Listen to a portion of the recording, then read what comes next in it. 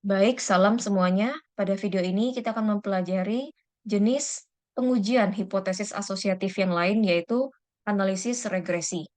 Ya, apabila minggu lalu atau pertemuan sebelumnya kita sudah membahas tentang hipotesis asosiatif jenis analisis regresi korelasi ya, maksud saya, di mana dengan menggunakan analisis korelasi kita dapat mengetahui bagaimana korelasi antar minimal dua variabel seperti itu ya, variabel X dan variabel Y, minimal dua variabel, itu kan.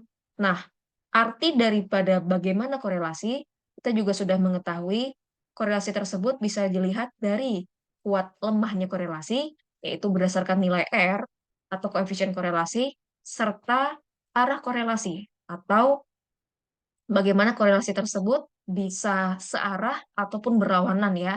Sepertinya ada korelasi positif dan korelasi negatif seperti itu. Oke, kemudian kita mengetahui apabila ada dua variabel ya yang dianalisis memiliki hubungan atau korelasi satu sama lain, maka kita bisa menganalisis lebih jauh mengenai pengaruhnya. Bagaimana kedua variabel tersebut mempengaruhi atau saling dipengaruhi satu sama lain. Nah, itulah tujuan daripada penggunaan analisis regresi yang akan kita pelajari di video ini. Gitu. Karena itu, berdasarkan apa yang ada pada slide, bahwa analisis regresi ini digunakan untuk mengetahui seberapa besar pengaruh antar variabel yang sedang diteliti. Dalam hal ini berarti variabel X mempengaruhi variabel Y ya, atau variabel independen mempengaruhi variabel dependen ya. X terhadap Y gitu kan. Jangan kebalik ya teman-teman ya. Nah, selain itu, selain digunakan dalam hal mengetahui ya seberapa besar pengaruh variabel X terhadap variabel Y, analisis regresi ini juga banyak digunakan untuk melakukan peramalan ya, peramalan secara ilmiah yang disebut sebagai forecasting gitu. Jadi semoga teman-teman bisa memahami eh, keterkaitan atau kesinambungan antara analisis korelasi dan juga analisis regresi ya. Nah, kemudian analisis regresi sendiri dan sebenarnya analisis korelasi pun itu ada dua jenis. Dilihat dari linearitasnya, ya. Ada yang disebut sebagai regresi linear, ya. Ada yang disebut sebagai regresi non-linear, ya. Sebenarnya pun untuk korelasi ada yang bersifat linear, ada yang bersifat non-linear juga. Tapi untuk pertemuan yang sudah kita pelajari sebelumnya tentang korelasi, itu adalah korelasi yang sifatnya linear, ya. Kenapa? Bisa dilihat dalam slide ini bahwa salah satu penanda atau ciri khusus bahwa hubungan korelasi termasuk regresi yang disebut sebagai linear adalah dari bentuk garis yang ada pada grafik ya. Bentuk garis yang ada pada grafik di mana untuk yang sifatnya linear ya, berarti dalam hal ini kita membahasnya regresi linear, grafiknya membentuk atau terdapat garis lurus gitu ya. Seperti ini ya, kemudian juga arahnya berlawanan ini masih garis lurus, kemudian juga seperti ini masih seperti ini masih garis lurus ya. Pokoknya garis lurus ke arah manapun. Itu termasuk kepada linear ya, regresi linear. Nah, kemudian selain ditinjau dari segi bentuk garis yang terbentuk ya, dalam hal ini berarti garis lurus untuk yang linear, untuk yang sifatnya linear pun ya, regresi linear itu bisa ditinjau dari pangkatnya ya. Pangkat linear kita sudah pelajari juga waktu kalkulus ya. Fungsi linear itu selalu memiliki pangkat sama dengan satu ya, persis sama dengan satu. Itulah ciri daripada fungsi linear, regresi linear, korelasi linear, dan segala hal yang sifatnya disebut sebagai sifat linear. Seperti itu. Ya, oleh karena itu, karena dia sifatnya pangkat satu, maka persamaan yang biasa terbentuk, ya di sini X-nya berpangkat satu. Ya, jadi tolong dipahami bahwa yang dimaksud dengan pangkat satu adalah pangkat milik X-nya ya, teman-teman ya. Nah, ini untuk yang sifatnya linear. Sedangkan untuk yang non-linear itu gampangnya memahami adalah kebalikan semua daripada yang linear. Ya, di mana tadi kalau linear disebutkan grafiknya lurus. Berarti kalau yang non-linear grafiknya tidak lurus atau melengkung. Gitu ya. Contohnya seperti di gambar ini. Kemudian contoh lain ya kita mengenal fungsi parabola misalkan fungsi kuadrat ya. kemudian fungsi trigonometri gitu kan. Ya, semua garis yang berbentuk tidak lurus atau melengkung itu adalah ciri atau penanda daripada hubungan yang non-linear atau tidak linear. Oke, kemudian selain dari garis yang melengkung, pangkat non-linear pun tentu tidak sama dengan satu. Ya, kebalikan daripada pangkat yang linear sama dengan satu. Nah, oleh karena itu yang fungsi kuadrat ya itu termasuk daripada fungsi non-linear karena kan dia pangkatnya kuadrat ya. Tuh, jadi sekali lagi dalam hal ini yang disebut dengan pangkatnya satu tidak sama dengan satu itu dilihat dari pangkat milik variabel x-nya ya teman-teman. Itu ya. Itu adalah em, ciri daripada regresi yang sifatnya linear dan non-linear ya. Juga berlaku untuk yang segala sesuatu yang dikaitkan dengan linearitas ya, korelasi linear, kemudian juga fungsi linear, non-linear dan sebagainya. Itu. Mohon diingat kembali bahwa yang kita pelajari minggu lalu adalah korelasi linear ya. Oleh karena itu scatter plot yang kita bentuk waktu minggu lalu pun semuanya membentuk garis lurus gitu kan, karena sifatnya linear ya. Dengan demikian, pada dasarnya atau pada faktanya, untuk kita lebih lanjut melakukan uji regresi maupun uji korelasi ya, atau termasuk uji korelasi, itu sebenarnya kita harus memeriksa terlebih dahulu. Apakah ini tergolong kepada yang linear atau tidak linear, non-linear. Ya, kita harus menguji terlebih dahulu. Nah, uji itu disebut sebagai uji linearitas. Ya, nah karena kita melakukannya harusnya di awal, menguji terlebih dahulu linear tidaknya, maka uji linearitas ini termasuk ke dalam uji prasyarat, ya, seperti itu. Memang dalam berbagai case ya penelitian, banyak peneliti yang langsung menggunakan regresi linear ya, terutama oleh karena mereka memberikan asumsi bahwa datanya itu termasuk ke dalam data yang diolah ya atau data yang bersifat secara linear. Nah, makanya karena asumsi tersebut, langkah daripada uji linearitas ini di skip ya atau dilewati. Tuh. Jadi di sini saya memberitahu kepada teman-teman bahwa pada dasarnya gitu ya atau faktanya sebenarnya kita harus menguji terlebih dahulu apakah ini termasuk yang linear atau non linear. Tuh. Oke, ini adalah step atau langkah analisis korelasi dan regresi ya termasuk kita melakukan uji linearitas di awal ya, uji prasyarat linearitas. Nomor dua ya, poin nomor dua. Nah, ini langkah-langkah pastinya. Yang pertama, tentu kita harus bisa dengan tepat dan tidak kebalik menentukan ya dalam data, dalam case itu mana variabel X dan mana variabel Y. Jangan kebalik ya. Artinya kita tidak boleh salah menentukan dalam suatu kasus mana yang dipengaruhi atau mendapat pengaruh, mana variabel yang mempengaruhi. Kemudian untuk uji linearitas sendiri itu adalah uji khusus ya. Artinya di sini saya merahkan bahwa uji linearitas ini pun punya hipotesis tersendiri, kemudian juga dia punya step analisis sendiri dan juga karena dia ada hipotesis di awal maka nanti ada penarikan kesimpulan dan keputusan secara tersendiri. Baru setelah diketahui dia linear atau tidaknya ya, variabel-variabel yang ada dalam case tersebut bisa dilanjutkan dengan uji korelasi, kemudian signifikansi ya, di mana kedua uji ini sudah kita pelajari pada pertemuan sebelumnya. Nah, setelah kita mengetahui bagaimana atau ada tidaknya hubungan dalam analisis korelasi, maka kita lebih lanjut ingin mengetahui pengaruh kedua hubungan variabel-variabel tersebut ke dalam analisis regresi ya. Kalian bisa lihat di sini akan kita pelajari pada video ini mulai pada step keempat dan juga kita akan coba menganalisis secara linearitas tidaknya ya pada step kedua gitu ya. Untuk uji korelasi dan signifikansi nanti pada case silakan di skip karena sudah kita pelajari, kita coba ya di pertemuan sebelumnya. Oke, yang pertama, untuk regresi yang sifatnya linear. Ini saya mohon izinnya untuk stop share supaya saya bisa lebih leluasa dalam menggambar atau menulis ya teman-teman ya. Oke, Regresi linear ya terlebih dahulu. Dilihat dari banyaknya variabel X, regresi linear itu ada dua, ya.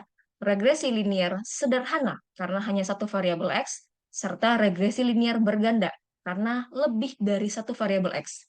Ya dua, ya tiga, ya 10, sampai berapapun, sampai N variabel X-nya, itu termasuk ke dalam kategori regresi linear berganda, gitu ya. Jadi, tolong diingat bahwa yang dimaksud berganda itu tidak tidak hanya dua, tapi lebih dari dua pun masih dikatakan sebagai regresi linear berganda, ya.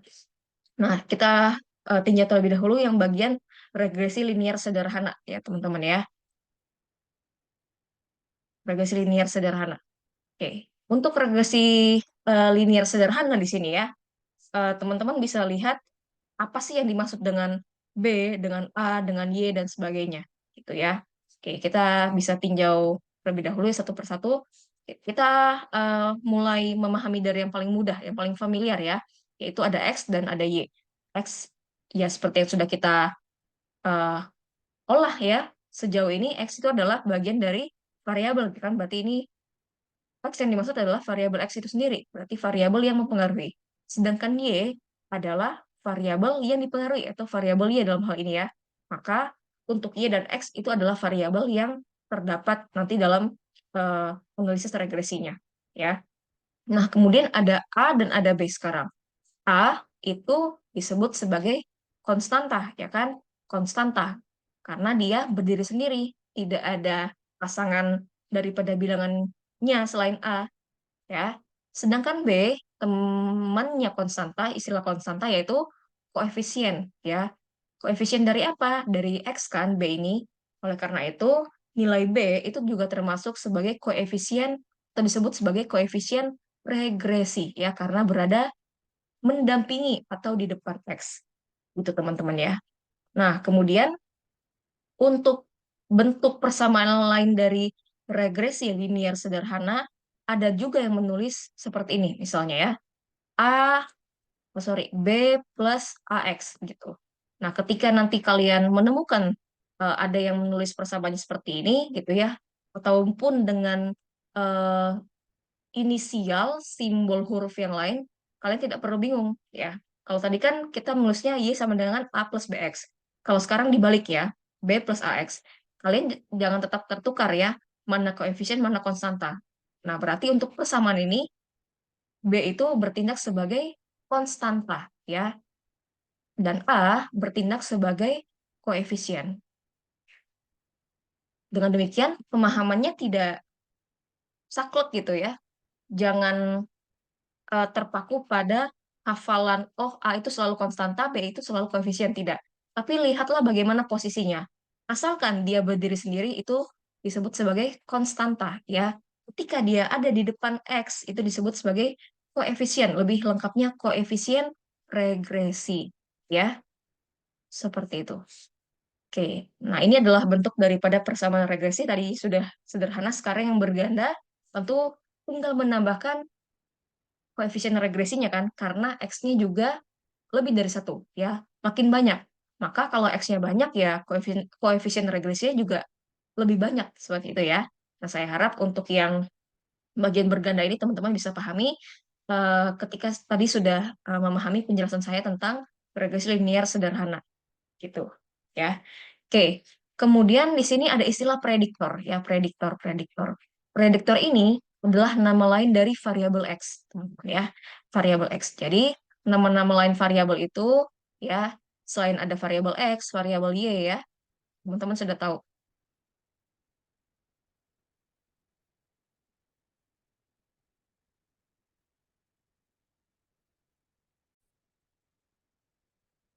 Oke ya. Jadi nama-nama lain variabel itu, ya, kita ketahui variabel X adalah variabel independen ya, karena variabel yang mempengaruhi, gitu ya. Kemudian selain disebut sebagai variabel independen, variabel X juga itu disebut sebagai variabel bebas, kan? Nah, satu lagi nama lain dari variabel X adalah tadi ya, variabel prediktor atau variabel yang memprediksi, gitu ya. Lanjut kepada variabel Y. Variabel Y lawannya independen adalah variabel dependen, ya, variabel yang terikat, yang bergantung kepada variabel X. Kemudian karena dia tadi terikat atau bergantung, lawannya variabel bebas adalah variabel terikat, ya. Nah, lawan daripada prediksi, ya, nama lain milik variabel Y adalah disebut juga variabel respon. Jadi variabel yang memberikan respon atas pengaruh yang diberikan oleh variabel X gitu. Itu nama-nama lain dari variabel. Jadi ketika nanti ada istilah variabel lain yang kalian eh, kenal selama ini hanya variabel X dan variabel Y, saya rasa bisa lebih familiar ya, lebih memahami seperti itu. Oke, ini adalah persamaan regresi linear, sederhana dan berganda. Sekarang kita lihat bedanya dengan regresi nonlinear dari bentuk persamaannya gitu ya. Nah, tadi eh, cirinya, kalau kita lihat dari persamaan adalah lihatlah pangkatnya. Kalau linear tadi kan pangkat satu ya, X-nya selalu pangkat satu. Sedangkan kalau linear, non-linear maksud saya, berarti X-nya pangkatnya tidak sama dengan satu.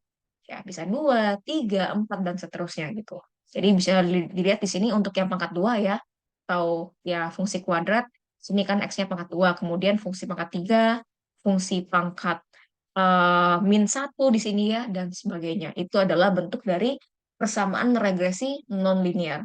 Nah, ini sebenarnya tadi sudah kita singgung ya, regresi linear sederhana dari segi persamaannya. Ya, ini persamaannya, atau disebut juga sebagai modelnya, model matematikanya, model regresinya. Ya, jadi ada Y, A plus BX, atau B plus AX, atau apapun. Jadi teman-teman tetap bisa paham mana konstanta, mana koefisien. Gitu. Nah, selain disebut sebagai konstanta dan koefisien, pada persamaan regresi juga itu ada istilah lain, ya. Ada istilah lain. Misalkan kita menggunakan persamaan yang paling umum ya, A plus BX. Nah, tadi berarti kan dalam hal ini A adalah konstanta, ya, B adalah koefisien atau koefisien regresi ya, B ini ya, koefisien regresi. Nah, apabila dibawa ke dalam bentuk persamaan yang lain ya, masih tetap dalam kategori regresi linear sederhana, biasanya ada yang menulis seperti ini, teman-teman. Ya, alfa plus beta X. Ya, apa itu alfa, apa itu beta dalam hal ini? Alfa dalam persamaan regresi itu bertindak atau berlaku sebagai intercept, ya, intercept atau perpotongan. Nanti saya bisa jelaskan melalui sebuah gambar grafik ya. Sedangkan beta itu disebut sebagai slope atau kemiringan, ya, gitu. Jadi konstanta itu adalah interceptnya dan koefisien regresi itu adalah bagian daripada slope atau kemiringannya, ya. Intercept tadi, intercept itu perpotongan antara apa dengan apa. Nah, teman-teman bisa tinjau di sini, ya. Jadi, intercept itu adalah perpotongan pada sumbu Y ketika X-nya sama dengan nol. Itu adalah intercept. Ya, di sini kan X sama dengan nol. Tuh. Jadi, perpotongan pada sumbu Y ke X-nya sama dengan nol. Sedangkan slope atau kemiringan ini adalah bentuk daripada gradien. Ya, di sini bisa dilihat kemiringan. Ya, nilai daripada sumbu Y ya yang sudah terbentuk baik dari bagian atas maupun bagian bawahnya. Berapa perubahannya? Berapa akhir dikurang awalnya? Ya, oke. Makanya teman-teman kalau pernah mengenal istilah gradien atau M kan, menghitungnya adalah Y2 min Y1, ya, dan sebagainya gitu kan. Pada dasarnya seperti ini, akhir dikurang awal. Karena kita ingin melihat bagaimana perubahannya. Nah, itu sedikit teman-temannya mengenai intercept dan juga slope pada model atau bentuk lain dari persamaan regresi. Ya. Selain itu, model daripada persamaan regresi linear ini juga ada yang menyebutkan Y-nya dalam bentuk lain, teman-teman. Yaitu disebut sebagai Y-topi. Ya, Y-topi. Ini dibaca Y-topi. Apakah itu Y-topi? Y-topi adalah nilai Y yang diprediksi. Nilai Y yang diprediksi. Artinya ketika kita melihat pada istilah diprediksi, berarti 100% itu bukan nilai sebenarnya, gitu teman-teman ya. Ya, karena sebenarnya juga pada statistika itu tidak ada yang 100% valid. Dalam hal ini 100% benar. Paling besar itu paling besar itu sebenarnya untuk nilai statistika kebenarannya itu bernilai 99,99%. Nah, berarti sekitar 0,00 sekian satu itu selalu ada chance untuk salah, chance untuk errornya itu. Nah, inilah yang menjadi dasar kenapa ada istilah nilai Y yang diprediksi. Itu eh, pengertian daripada Y-topi ya. Nah, ini ya saya lihatkan, saya di sini ada beberapa persamaan dalam regresi linear yang menggunakan Y-nya itu bukan Y seperti ini tapi Y-topi ya. Sebenarnya teman-teman juga persamaan regresi linear yang menggunakan Y tanpa topi ini itu juga merupakan nilai yang diprediksi. Tuh, jadi eh, ya silahkan bisa menggunakan Y topi ataupun Y yang seperti ini gitu ya. Cuman kalau misalkan mau exactly tepat itu adalah nilai yang diprediksi, memang penggunaannya secara simbol yang benar adalah menggunakan Y topi kayak gitu. Ya. Nah, apa sih sebenarnya pengertian daripada nilai yang Y yang diprediksi? Ini berkaitan dengan fungsi daripada analisis regresi untuk melakukan prediksi. Dan hal ini juga berkaitan bagaimana cara kita untuk membaca daripada persamaan regresi, ya, persamaan regresi. Oke, misalnya ya teman-teman ya, saya punya persamaan regresi seperti ini bentuknya ya, yang sudah kita pelajari. Ya, ada Y sama dengan A plus BX. Ya, Y sama dengan A plus BX. Misalnya A-nya sama dengan 2, B-nya sama dengan 3. Ya, A sama dengan 2, B sama dengan 3. Nah, sekarang kita ingin mengetahui nilai Y itu berapa sih ketika X-nya diketahui ada beberapa nilai. Misalkan, ketika X-nya sama dengan 3, berarti kan nilai Y-nya sama dengan 2 ditambah 3 kali 3. Maka Y1-nya ini ya, karena sini X1, Y1-nya sama dengan 9. Ya. Kemudian ketika X-nya berubah lagi, misalkan sama dengan 4, berarti Y2-nya ya, ini yang kedua, menjadi 2 ditambah 3 kali 4 sama dengan 14 ya kan? Ya, berubah lagi misalkan X-nya sama dengan 5 ya, maka Y-nya menjadi 15 tambah 2, 17 ya kan? Nah, dari sini kita bisa melihat bahwa kalau nilai X-nya berubah, berarti dalam hal ini variabel X-nya berubah-ubah, maka dia mempengaruhi juga berapa nilai Y-nya. Ya kan? Kita bisa memahami, oh ini ya yang dimaksud variabel X itu mempengaruhi variabel Y. Seperti itu ya. Oke, kemudian,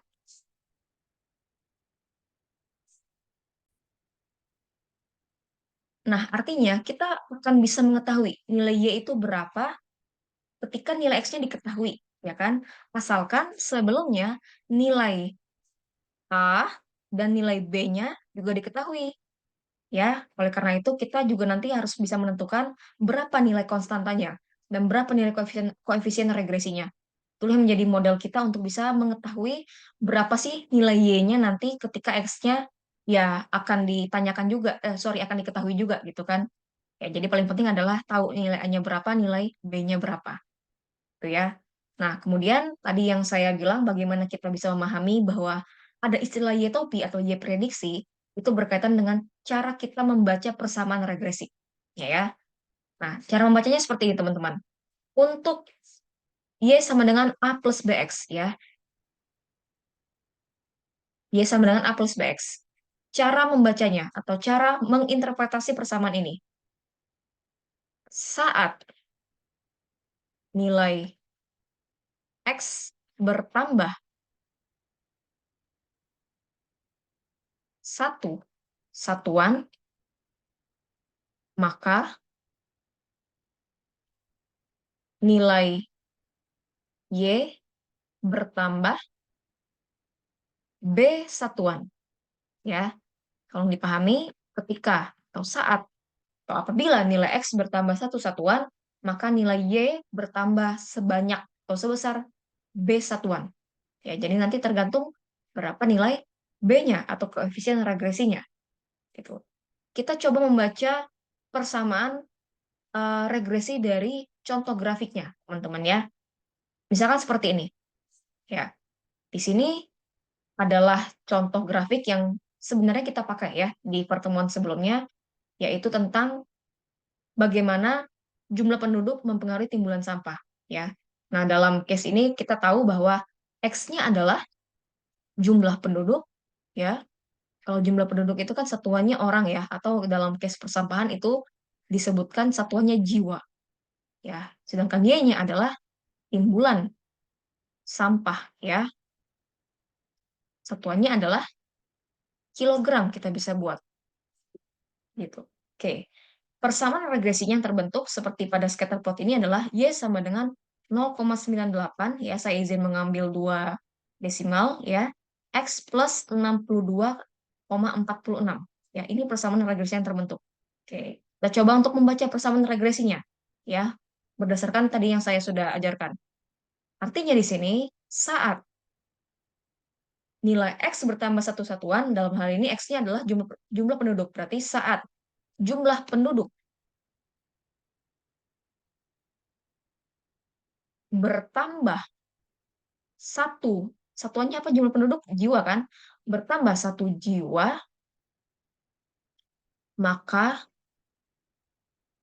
timbulan sampah di Kecamatan Coblong, Kota Bandung, ya, di situ areanya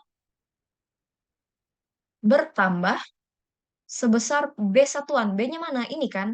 Berarti bertambah, ini kan B-nya kan koefisien regresi ya, 0,98 kilogram.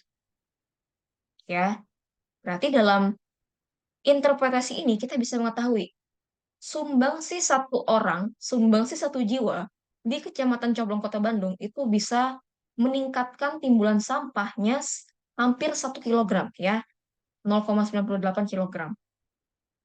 Gitu. Nah, inilah bagaimana kita bisa menggunakan persamaan regresi untuk memprediksi. Asalkan nilai konstanta dan nilai koefisien regresinya diketahui. Ya. Oke, saya harap sampai sini teman-teman bisa bisa ini ya, bisa memahami ya. Ya, itu cara membaca persamaan regresi linear yang sederhana. Kemudian kalau misalkan teman-teman lihat di sini, ini ada juga selain persamaan regresinya, ada nilai R kuadrat ya. Kalau minggu lalu kita belajarnya paling banyak itu kan di R ya, R besar. Dalam hal ini kan koefisien korelasi yang sifatnya ganda. Nah, di sini R kuadrat ya. R kuadrat itu adalah disebut sebagai koefisien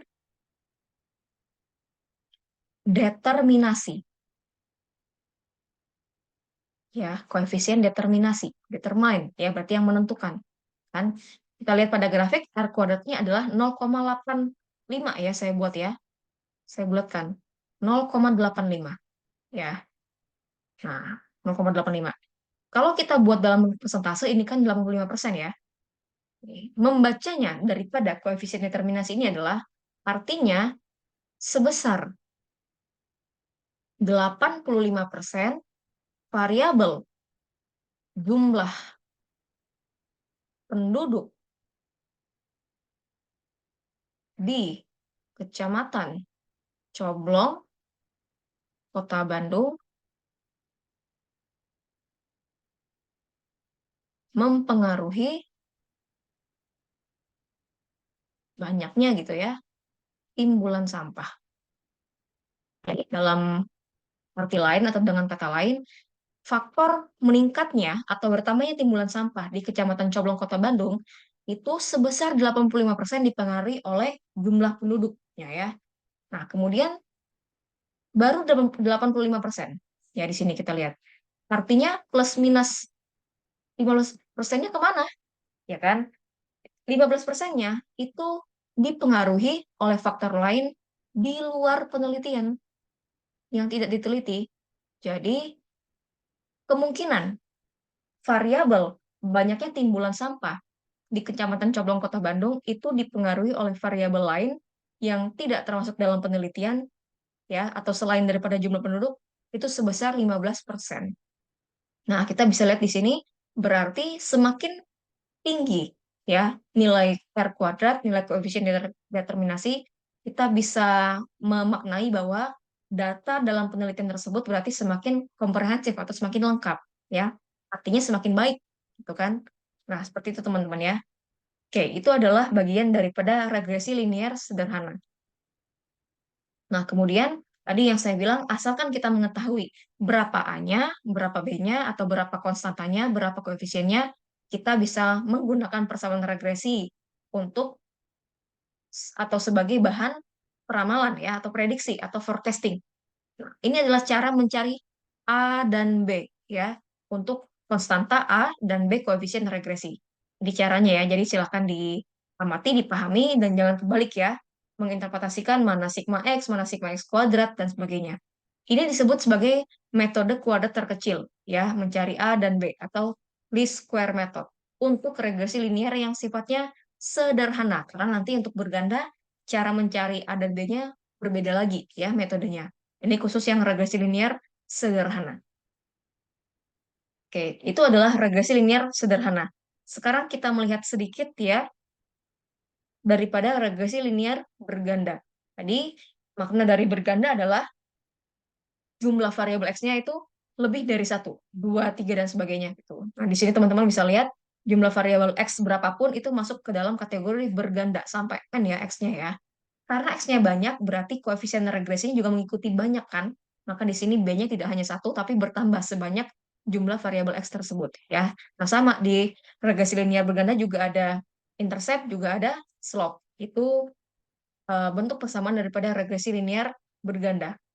Untuk mencari berapa nilai konstanta, berapa nilai koefisien pada regresi linear berganda, di sini saya tampilkan dua opsi metodenya. Silakan nanti kalian pilih mau opsi metode yang mana ya. Opsi yang pertama disebut sebagai metode skor deviasi. Ya, seperti ini metodenya. Oke. Ya. Nah, urutannya kalau kalian mau menggunakan metode skor deviasi, coba kerjakan yang ini terlebih dahulu, baru yang ini. Ya, jadi yang kotak pertama nanti akan dimasukkan ke dalam angka-angka pada kotak yang kedua.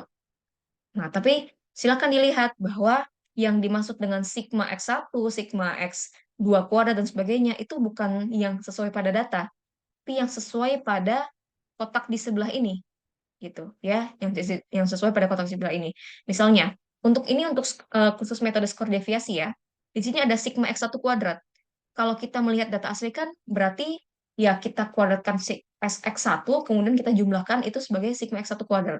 Ya, tapi di sini yang dimaksud dengan sigma X1 kuadrat itu bukan seperti itu ya, tapi seperti ini, sigma X1 kuadratnya gitu ya, dan sebagainya. Jadi tolong saling tinjaulah kedua kotak ini ketika kalian ingin menggunakan metode skor deviasi ya. Itu opsi pertama untuk menentukan koefisien dan konstanta pada regresi linear berganda. Si kedua adalah menggunakan metode yang disebut dengan metode eliminasi. Ya, eliminasi ini seperti yang sama persis sudah kalian lakukan waktu SMP mungkin ya, di mana misalkan ada dua variabel yang diketahui 12 3x ya, 12 3x plus 2y, kemudian 8x plus 3Y ya. Kemudian ini ingin dieliminasi berarti samakan penyebut ya. Menggunakan KPK kan berarti kan, dan sebagainya gitu. Ini sama juga konsepnya. Nah, hanya untuk yang sigma-sigma di sini di metode eliminasi itu sama persis dengan ada yang pada data ya. Jadi dalam hal ini misalnya sigma X1 kuadrat itu ya kalian eh, kuadratkan setiap data pada X1, kemudian di sum itu adalah menjadi nilai daripada sigma X1 kuadrat ya, tidak seperti metode deviasi sebelumnya yang tergantung pada pemahaman apa yang dimaksud dengan sigma-sigma ini gitu ya. Sama nih untuk metode eliminasi, sama persis pada data asli ya. Nah, ini dua pilihan metode. Kalau saya pribadi itu memang lebih sering menggunakan metode eliminasi sebenarnya. Ya, walaupun memang nanti cukup panjang stepnya ya, karena kita harus menghabiskan persamaan ini, kemudian bagaimana menganalisis untuk bisa mendapatkan nilai A dan B1, B2, dan seterusnya yang lebih panjang gitu ya. Itu memang agak panjang, tapi saya pribadi lebih, karena lebih familiar ya, jadi lebih sering menggunakan metode eliminasi ini. Nah, sekarang kita ingin melihat konsep bagaimana melakukan uji linearitas ya tadi sebagai uji prasyarat untuk mengetahui apakah sebenarnya termasuk yang regresi linear atau regresi nonlinear. Ya. Selain daripada uji linearitas, ada uji lain ya dari analisis regresi ini yang disebut sebagai uji keberartian. Nah, uji keberartian ini itu nama lain daripada uji signifikansi ya. Sama. Jadi yang dimaksud dengan signifikan itu kan berarti kan, gitu ya. Tadi saya sampaikan pada eh, step awal ini ya bahwa uji linearitas itu punya caranya tersendiri. Jadi dia punya hipotesis sendiri, punya steps-nya sendiri, nanti ngambil keputusan dan kesimpulannya sendiri. Nah, kita lihat sekarang inilah hipotesis daripada uji linearitas ya. Yang tadi. Uji linearitas. H0, uji linearitas. Artinya disebutkan hipotesisnya linear untuk H0. H1 kebalikannya, hipotesisnya regresinya tidak linear atau non-linear. Itu khusus untuk uji linearitas ya, H0 dan H1-nya. Nah, untuk uji keberartian, ya uji keberatan ini sebelumnya ya saya sampaikan pemahamannya bahwa digunakan untuk mengetahui apakah persamaan regresi ini bisa mendeskripsikan kondisi populasi atau tidak ya. Sebenarnya sama pengertiannya seperti uji signifikansi pada korelasi sebelumnya bahwa kalau nilai R-nya signifikan kan berarti bisa menggambarkan ya kondisi sesungguhnya atau kondisi populasi. Nah, itu juga berlaku untuk regresi. Kemudian, tujuan lain daripada signifikannya persamaan regresi ini adalah untuk mengetahui apakah persamaan regresi yang terbentuk ya sebenarnya signifikan tidak sih, alias valid tidak sih untuk digunakan sebagai prediktor atau untuk melakukan prediksi atau peramalan atau forecasting ya, valid tidak gitu. Nah, itulah fungsi daripada uji keberartian. Nah, sama juga seperti uji linearitas, ada stepnya sendiri, ya, ada hipotesisnya sendiri. Untuk uji keberartian, H0, hipotesis nolnya adalah koefisien regresi tidak berarti atau tidak signifikan. Tuh, kan, B-nya sama dengan 0, ya. Silakan dibayangkan, misalkan persamaan regresinya untuk sederhana ya, A plus BX. Ketika B sama dengan 0 kan berarti hanya A kan? Nah, ini kan bukan daripada bentuk persamaan regresi linear sederhana kan? Bukan kan? Harusnya kan ada koefisien regresinya kan? Nah, itu yang membuat dia disebut sebagai tidak signifikan atau tidak berarti ketika B-nya sama dengan 0. Kemudian lawannya adalah H1-nya berarti koefisien regresi signifikan atau berarti karena B-nya tidak sama dengan 0. Ada nilai B-nya. Sekalipun itu bernilai 1 ya. Karena berapapun nilainya asal tidak 0, ya B tidak sama dengan 0 ini akan membentuk persamaan regresi linear sederhana yang tepat. Itu. Oke ya. Nah, ini kita lihat terlebih dahulu. Pada dasarnya apa namanya? Step daripada uji linearitas dan uji keberatan ini sama-sama. Oh ya, sama-sama atau beriringan ya teman-temannya. Jadi sekali kalian melakukan analisis, nanti di akhir tinggal dibedakan. Oh, ini untuk uji linearitas, ini untuk uji keberatan. Tapi dari awal stepnya itu sama banget ya. Step untuk uji linearitas serta keberartian ya. Pada dasarnya kalian menentukan apa yang disebut sebagai JK ya, jumlah kuadrat atau sum of square SS ya. Oke, JK. Pernah mempelajari JK kan waktu menganalisis ANOVA. Nah, sama ya, itu juga jumlah kuadrat. Ya. Untuk uji linearitas dan keberhasilan ini, JK-nya ada 6 jenis ya di sini. Ada JK total ya, JKA, JKBA, JKS, JKS itu JK sisa ya, JK galat, galat itu kesalahan, JKTC, JK tuna cocok ya. Saya coba tampilkan di sini masing-masing pengertiannya ya, kepanjangannya daripada singkatan-singkatan ya.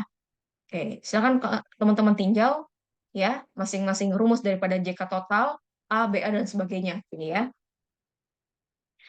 Oke, di mana untuk nanti menghitung ya masih ini masih data asli ya. Untuk menentukan sigma Y kuadrat berarti kalian samkan Y, kalian kuadratkan Y baru di sum gitu ya, baru dijumlahkan itu adalah sigma Y kuadrat. Nah, kemudian ini mohon maaf, ini harusnya bukan 2, tapi sigma Y dikuadratkan ya, dibagi N. Itu adalah rumus daripada JKA. Jadi bukan dikali 2, tapi dikuadratkan sigma Y-nya. Dan seterusnya ya. Oke. Nah, kalau kalian tinjau ya, berarti kan menghitungnya urutan ya.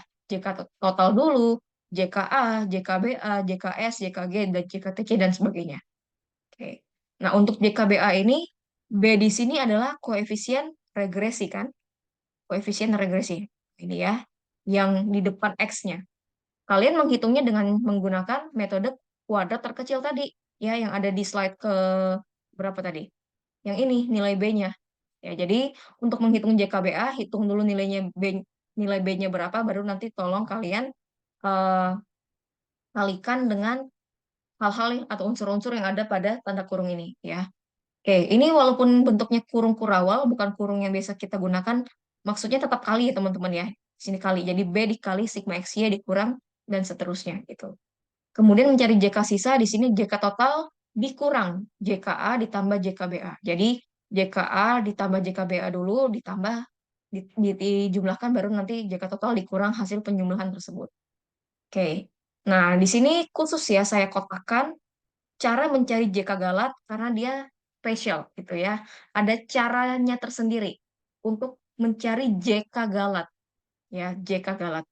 Nah, cara mencari JK Galat itu dengan menggunakan metode pengelompokan ya, metode pengelompokan.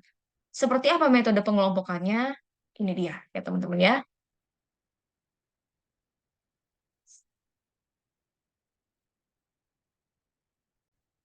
Recording in progress. Nah, ini dia metode pengelompokan khusus untuk menghitung JKG ya teman-teman ya, hanya menghitung JK Galat. Oke. Misalnya, data yang kita punya adalah seperti ini, di mana variabel X, variabel Y ya. Variabel X inilah nilainya, variabel Y pun inilah nilainya. Kemudian dikelompokkan berdasarkan banyaknya variabel X ya. Pertama, yang paling kecil nilai variabel X-nya dari keseluruhan data yang ada adalah 6 kan? 6. 6 hanya satu kan dibanding seluruh variabel X yang lain, berarti dia N-nya hanya satu, 6. Banyaknya data untuk angka variabel X6 adalah satu ya. Itu kita state sebagai kelompok satu ya. Kemudian pasangan Y-nya untuk 6 ini berapa? 5 kan? 5 ya. Jadi nanti waktu pengelompokan jangan lupa ya pasangan variabel Y-nya ya. Jangan jangan ketukar nanti pasangannya ya. Kemudian setelah 6 yang paling besar lagi berapa? 7 kan di variabel X. 7.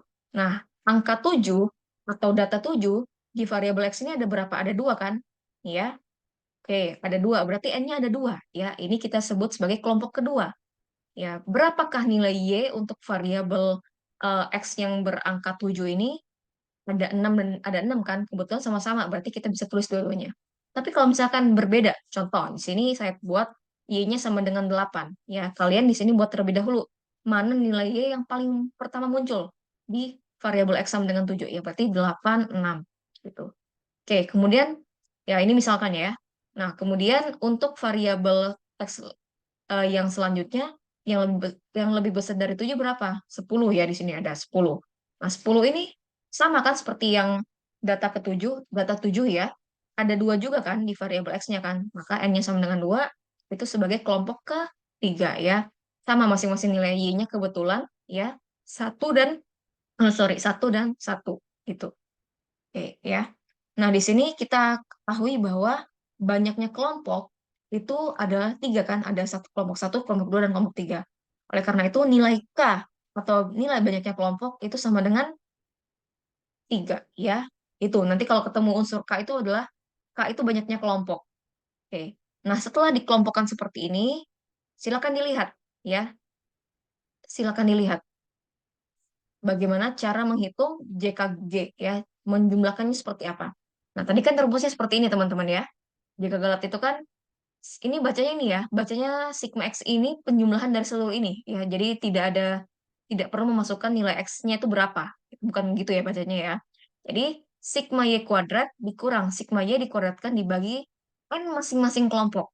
Ya, dibagi N masing-masing kelompok. Oke. Penjumlahan ini adalah penjumlahan dari tiap kelompok. Ini berarti kelompok satu, ya, ini kelompok dua, ini kelompok tiga. Oke, kelompok yang pertama, tadi kita lihat, sigma Y kuadrat ya, nilai Y-nya berapa pada kelompok satu? 5 kan? Maka di sini 5 kuadrat. Oke, kemudian dikurang sigma Y-nya berapa? Ya, sebenarnya bukan sigma juga kan, karena kan hanya satu nilainya kan. 5 ya, berarti 5 dikuadratkan, ya. 5 dikuadratkan dibagi N kelompok satu. Satu kan. Jadi seperti ini. Bahkan 25 dikurang 25 per satu. Nol kan untuk kelompok satu ya. Nah, sekarang kelompok kedua. Oke, di sini ada dua ya N-nya ya. Maka sigma Y kuadratnya, karena Y-nya ada dua, 6 dan 6. Oke, 6 kuadrat ditambah 6 kuadrat dikurang ya. Y-nya masih ya. 6 tambah 6 dikuadratkan dibagi N kelompok 2 yaitu 2. Ya. Ini sama dengan 36 tambah 36 dikurang 12 kuadrat 144 dibagi 2. 72 dibagi dikurang 72 nol juga kan?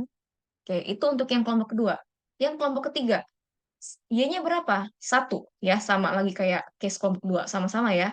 Satu kuadrat ditambah satu kuadrat dikurang. Satu tambah satu dikuadratkan dibagi 2 kan? N dari kelompok 3. Berarti ini satu tambah satu dikurang 2 kuadrat dibagi ini kan 4 dibagi 2 ya nol ya. 2 dikurang 2 nol kan? Maka nol tambah nol hasilnya nol JKG-nya. Gitu. Itu adalah contoh perhitungan daripada JK Galat ya. Nah, sisanya nanti silakan kalian menghitung sendiri sesuai rumus yang udah ada ya. Rumus JK-JK ini atau jumlah kuadratnya. Oke. Nah, tadi kita sudah mengetahui cara bagaimana menentukan seluruh JK ini ya. Kan ada 6 JK berarti kan. JK total, JKA, JKB, dan seterusnya. Ini ya JK-JK-nya kan. Nah, ini teman-teman bisa pahami kalau di tabel. Ini disebutnya tabel ANOVA, teman-teman ya. Tabel ANOVA ini yang bagian kolom KT ini disebut aja sebagai MK atau min kuadrat yang sudah kalian kenal waktu menguji ANOVA ya, min kuadrat. Oke ya, ini nilai JK-nya sudah tadi kita hitung. Nah, selanjutnya setelah menghitung JK ya, setelah menghitung JK, kita menghitung namanya S kuadrat atau simpangan baku kuadrat. Simpangan baku kuadrat.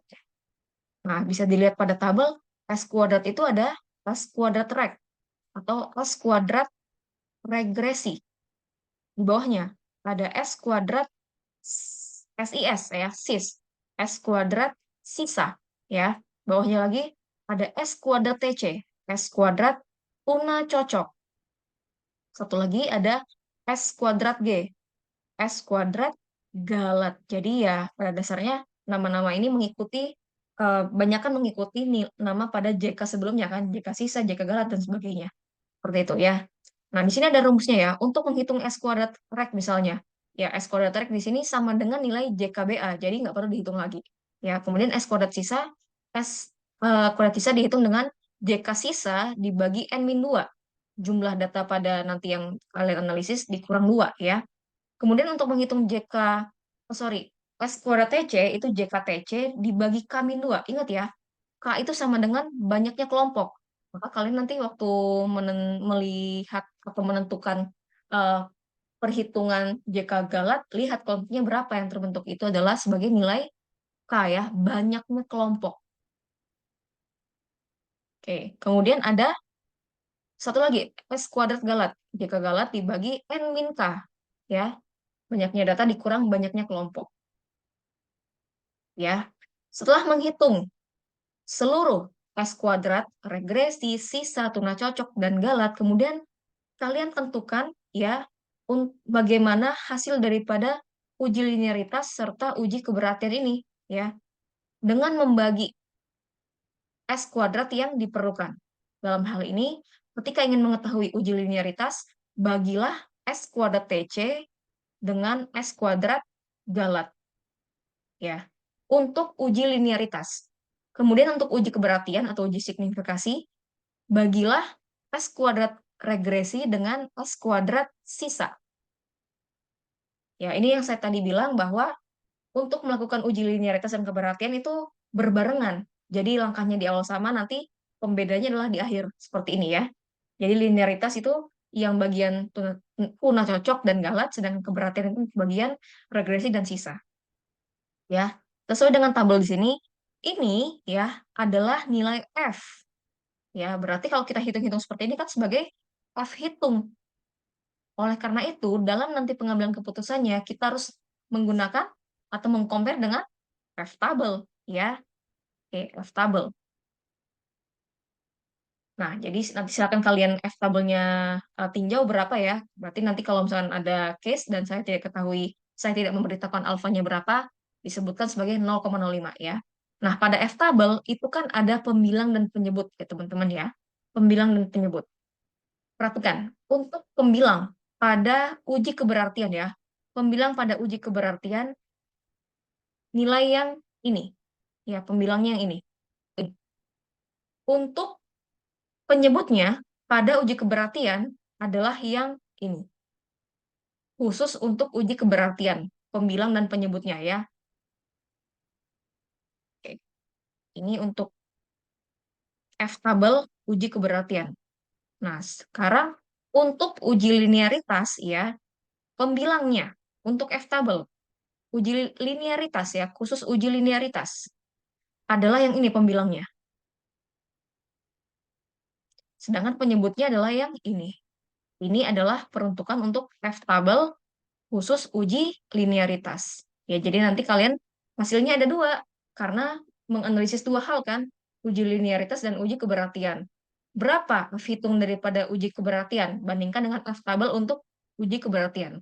Berapa F hitung daripada uji linearitas bandingkan F tabel dengan untuk uji linearitas. Baru nanti kalian ambil keputusan, keputusan serta kesimpulan ya. Untuk pengambilan keputusannya itu sama seperti yang sebelum-sebelumnya ya teman-teman ya, di mana apabila nilai F hitung ya lebih kecil sama dengan F tabel, maka yang diterima adalah nol ya, nol diterima. Sebaliknya, apabila F hitung lebih besar daripada F tabel, maka yang ditolak adalah H0. Toh H1 diterima ya. Tuh. Jadi konsep ini teman-teman ya, tolong dipahami dan diingat berlaku untuk semua nilai berbagai jenis tabel. Z, T, R, dan semuanya. Ketika hitungnya lebih besar dari tabel, yang diterima adalah H1, dan sebaliknya ketika hitungnya lebih kecil sama dengan tabel, yang diterima adalah H0. Ya, tolong melakukan ini untuk nanti ngambil kesimpulan yang bagian ini nanti ya, keberartian dan linearitas. Oke. Nah, sekarang silakan nanti kalian coba-coba sendiri ya, klik sendiri bagaimana menganalisis ya bagian regresi ini maupun nanti uji linearitas. Oke, untuk contohnya, saya rasa ini adalah contoh yang sudah kalian pakai ya pada saat uji korelasi. Jadi contoh ini sama persis ya, datanya pun sama persis ya, jadi tidak ada yang berubah. Kalian bisa memakai data yang sudah kalian input waktu korelasi. Nah, karena ini teknik analisisnya sudah berbeda menggunakan analisis regresi, maka ya pertanyaan tidak akan sama seperti korelasi ya. Ini adalah pertanyaan berkaitan dengan regresi. Oke, di sini saya tulis pertanyaannya adalah analisislah seberapa besar pengaruh variabel X dalam hal ini adalah banyaknya lulusan S2 ya kan, variabel X-nya terhadap variabel Y, yaitu indeks kerja atau performance kerja karyawannya menggunakan persamaan regresi linear ya. Tapi, apabila terbukti bahwa hubungan atau korelasi kedua variabel itu adalah hubungan yang linear. Ya, jadi garis bawahi bagian itu kalau terbukti adalah hubungan yang linear. Artinya di sini kalian disuruh membuktikan dulu. Benar nggak sih korelasi atau hubungan yang ada antar variabel X ini dan variabel Y ini adalah hubungan yang linear? Kalau dia termasuk hubungan yang linear, maka analisislah berapa pengaruhnya. Oleh karena itu, maksudnya dalam hal ini analisis seberapa besar pengaruhnya, sebenarnya saya meminta gitu kan, bagaimana persamaan regresi yang terbentuk ya, regresi sederhana ini kan karena X-nya hanya satu ya. Oke, bagaimana persamaan regresi yang terbentuk? A-nya berapa, B-nya berapa? Ya, berapa A-nya, berapa B-nya menggunakan metode kuadrat terkecil tadi ya yang sudah saya tampilkan. Metode metode kuadrat terkecil. Ya, sekali lagi persamaan regresi ini ya bisa kalian cari, silakan kalian cari B-nya berapa, B-nya berapa. Kalau kalian bisa membuktikan bahwa hubungannya adalah hubungan yang linear ya. Dengan kata lain, untuk pertanyaan ini ya kalian diminta untuk melakukan uji linearitas dan keberartian. Uji linearitas dan keberartian ya. Oke. Ya, jadi tolong kerjakan ya secara mandiri data ini ya. Silakan lakukan uji prasyarat linearitas dan keberartian menggunakan step-step yang sudah tadi saya ajarkan ya. JKT, JKA, JKBA dan seterusnya sampai kalian mendapatkan S kuadrat ya masing-masing, regresi, sisa, tuna, cocok dan galat sampai kalian nanti mendapatkan F hitung dari masing-masing ya untuk uji keberartian dan uji linearitas. Seperti itu. Oke, itu untuk menganalisis regresi linear sederhana. Oke, sekarang saya juga coba jabarkan bagaimana contoh daripada analisis regresi linear berganda gitu ya. Sini contohnya berarti X-nya sama dengan, sorry, X-nya adalah ada dua ya, di mana X-nya di sini, X1-nya di sini bisa kita state sebagai jumlah pasien, di sini X2-nya ya, kemudian timbulan sampahnya sebagai Y. Ya kan, nggak kebalik kan? Jumlah pasien mempengaruhi atau bisa meningkatkan sampah yang ada di rumah sakit, sampah infeksius. Begitupun dengan banyaknya perawat. Ya, maka yang dipengaruhi adalah sampahnya. Maka sampah bertindak sebagai variabel Y. Ya, oke. Ada dua variabel X dalam hal ini, ya X1 dan X2. Oke. Yang diminta adalah bagaimana atau seberapa besar variabel jumlah pasien dan jumlah perawat itu mempengaruhi timbulan sampah infeksius. Gitu. Oke, tadi seperti yang saya sampaikan, karena saya terbiasa gitu ya menggunakan metode eliminasi, saya mohon izin share ya cara pengerjaannya menggunakan metode eliminasi ya teman-teman ya. Oke, ini step yang saya lakukan adalah step yang langsung masuk analisis, tapi tolong seperti biasa ya, kalian itu memulai jawaban dengan menuliskan hipotesis ya, menuliskan hipotesis jawabannya. Jadi H0-nya berapa, H0-nya apa, dan H1-nya apa. Tentu H0 kalau di analisis regresi adalah, misalkan, dalam hal ini ya berarti contohnya ya, variabel, kalau langsung aja boleh, jumlah eh, pasien dan perawat berpengaruh terhadap timbulan sampah infeksius ya. Berarti, sorry, ini tidak berpengaruh ya H0-nya ya. Tidak berpengaruh. Jadi selalu awali jawaban untuk hipotesis atau statistika inferensial ini dengan menuliskan atau merumuskan hipotesisnya ya, H0, H1-nya ya. Kemudian lawannya H0 adalah H1, jumlah pasien, pasien dan perawat berpengaruh terhadap timbulan sampah infeksius. Nah, itu adalah eh, hipotesis daripada analisis regresi ya. Oke, sekarang saya langsung masuk ke step pengerjaannya yang menggunakan metode eliminasi ya. Oke, saya izin mengambil data tentang sigma X, sigma Y-nya ya, karena saya pun nggak hafal teman-teman ya. Nah, seperti ini.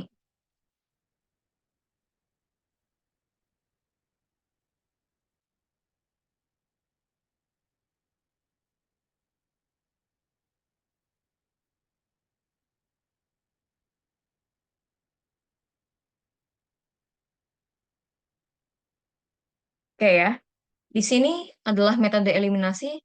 Kemudian kita ingin membuat persamaan ya, berdasarkan nilai-nilai ini ya. Sigma Y berarti kan kita perlu menjumlahkan ya seluruh sigma Y di sini kan berapa ya, di sini juga sebagai sigma X2, di sini sebagai sigma X1 ya.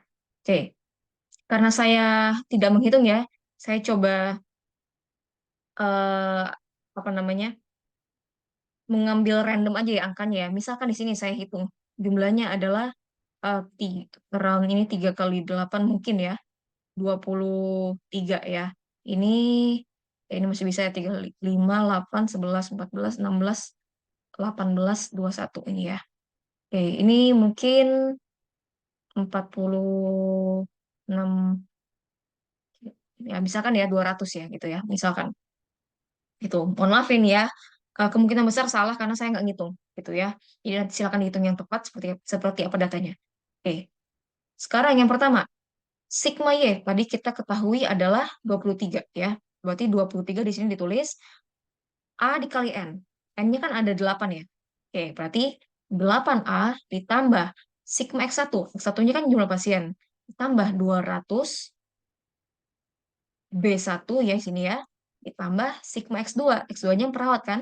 X2-nya adalah perawat 21 B2. Ini sebagai persamaan satu, ya kan? Kemudian yang kedua, sigma X1Y. Nah, di sini berarti kita perlu mengalihkan masing-masing data pada X1 terhadap Y. Gitu ya. Udah kolom tambahan sini ya, sigma X1Y.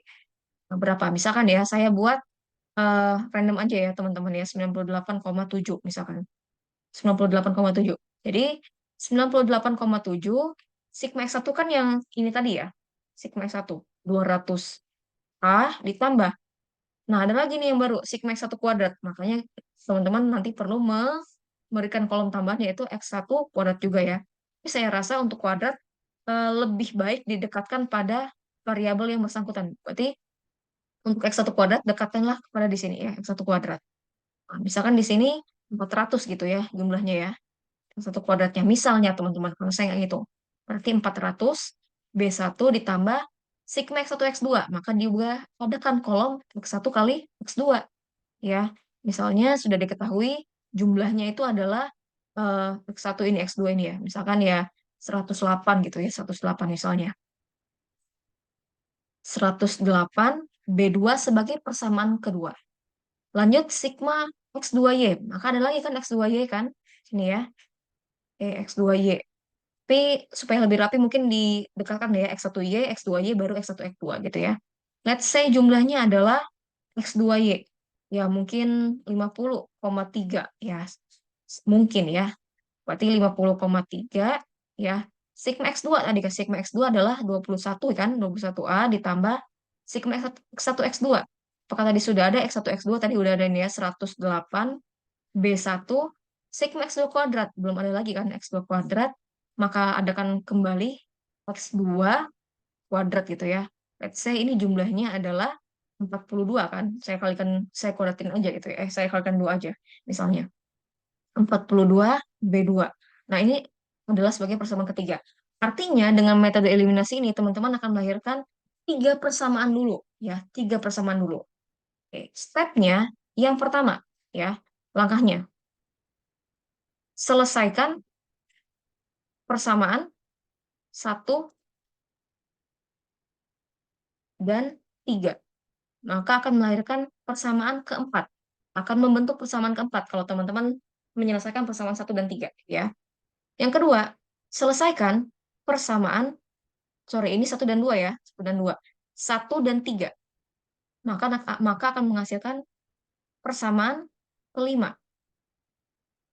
Yang ketiga, selesaikanlah persamaan yang baru tadi, persamaan 4 dan persamaan 5.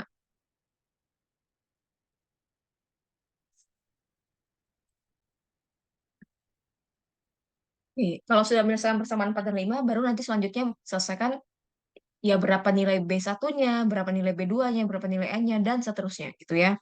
Nah, ini sebenarnya stepnya fleksibel, tapi bisa saya sarankan karena dari pengalaman sih ini ya yang cukup bisa menghasilkan solusi dengan lebih cepat gitu ya step-stepnya. Jadi 1, 2, 1, 3, 4, 5, dan seterusnya. Seperti itu. Oke. Ya, itu saja pelajaran kita tentang analisis regresi, baik regresi linier sederhana maupun berganda. Saya harap teman-teman, khusus untuk yang contoh soal atau case daripada regresi linier sederhana tadi bisa diselesaikan ya, melakukan uji linearitas terlebih dahulu. Terima kasih semuanya untuk pematerian pada hari ini. Terima kasih.